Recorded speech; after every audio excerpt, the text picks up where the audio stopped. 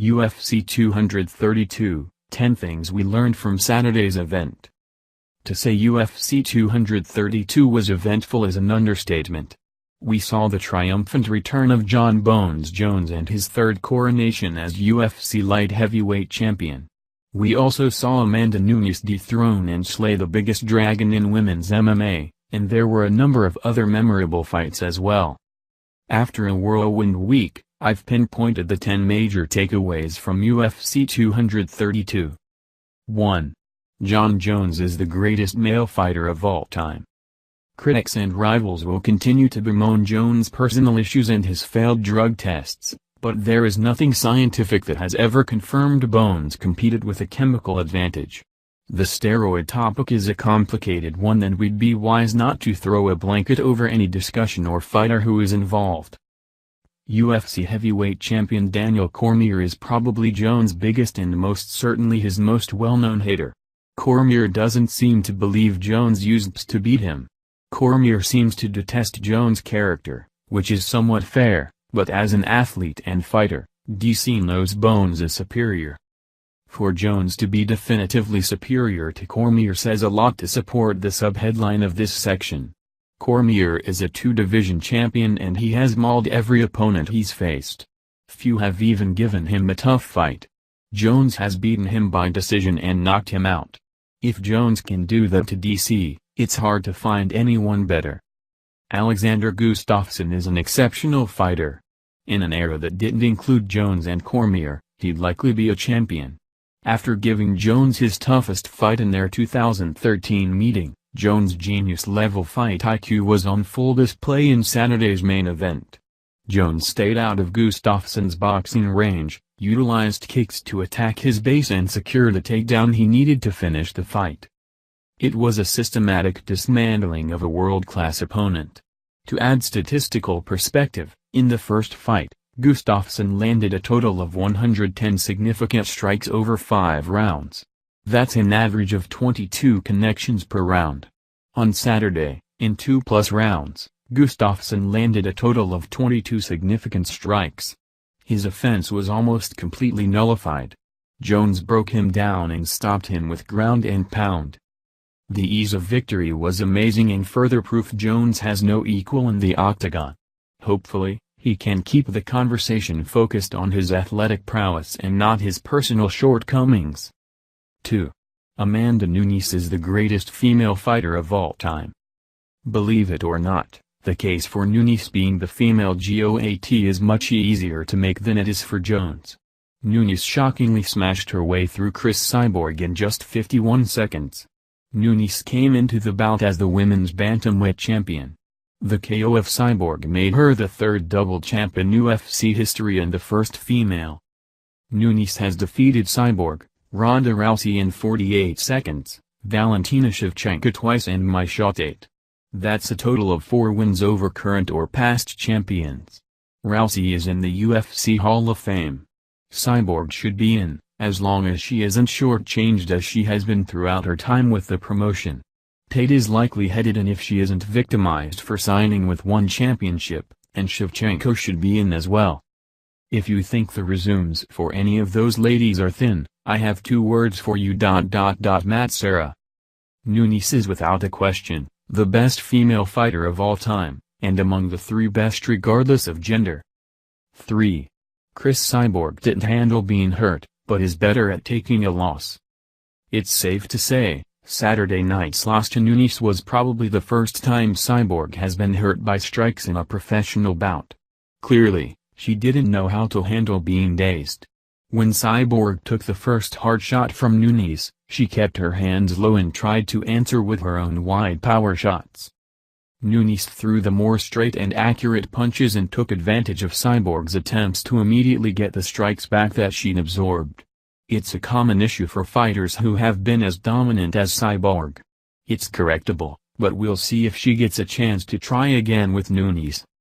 Cyborg was much better dealing with defeat than she was in the midst of the storm. We've seen Rousey completely go into a shell after her first loss, and we also saw Francis Ngannou completely change as a fighter for his next 2 bouts after he was subdued by Stipe Miocic. Cyborg didn't talk like a woman who was broken mentally. We'll know for sure what the lasting effects of the loss will be the next time we see Cyborg in the octagon, but so far so good. 4. Alexander Volkanovski is the real deal.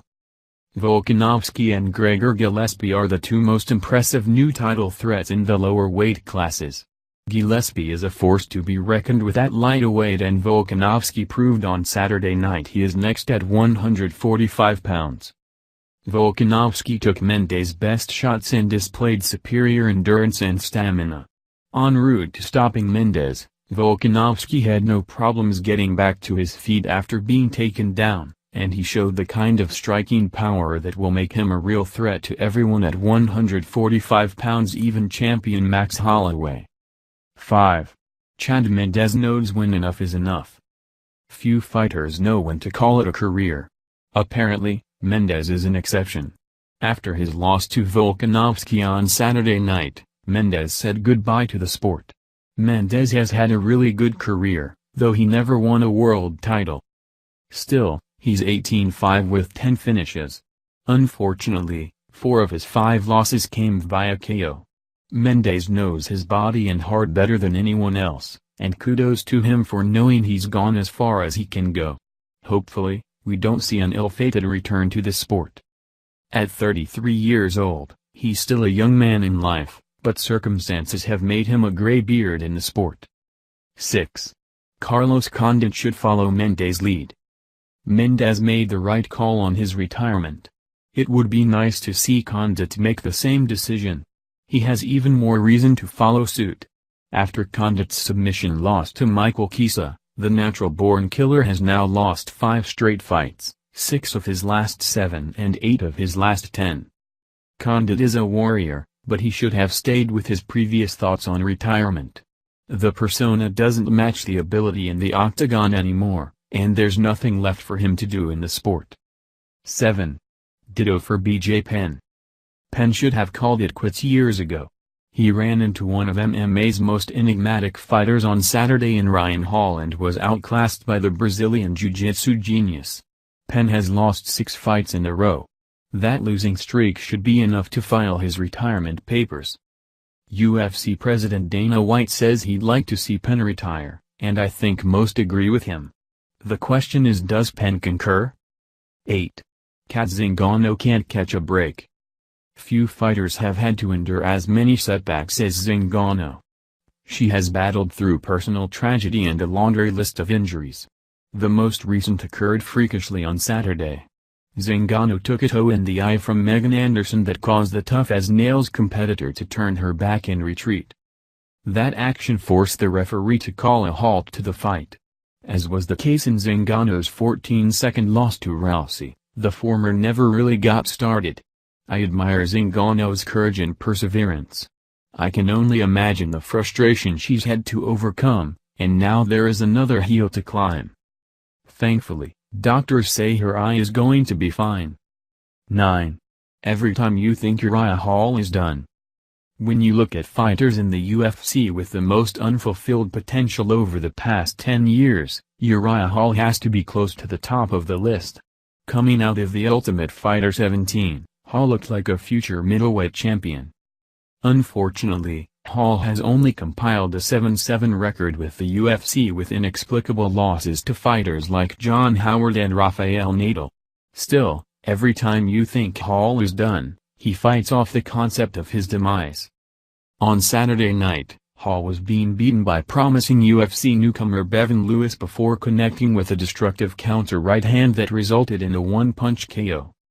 Not only did Hall come up with a thrilling finish, but he also delivered an impassioned post-fight speech that tugged at the heartstrings, especially if you or someone you know has struggled with depression. Hall may never be what we thought he could be, but he is not done. 10. Curtis Millander is one to watch, but he has a hole. Millander is one of the most impressive young strikers in the UFC. On Saturday, he nearly stopped the rugged and surly Sire Bahadurzada. Millander won via decision, and only Bahadurzada's toughness kept Curtis from the stoppage win. With impressive wins over Thiago Alves, Max Griffin and now Bahadurzada, Millander has the look of a contender. There's only one problem: Millander has to improve his ground game. When taken down, he offers no threat from his back, and he's not great at getting back to his feet. Against a more dominant wrestler at 170 pounds, Millander might have issues. In the octagon, Millander is a thinker, so he's not the finished product. He has the physical tools to apply new skills. We'll see if he can make the necessary upgrades.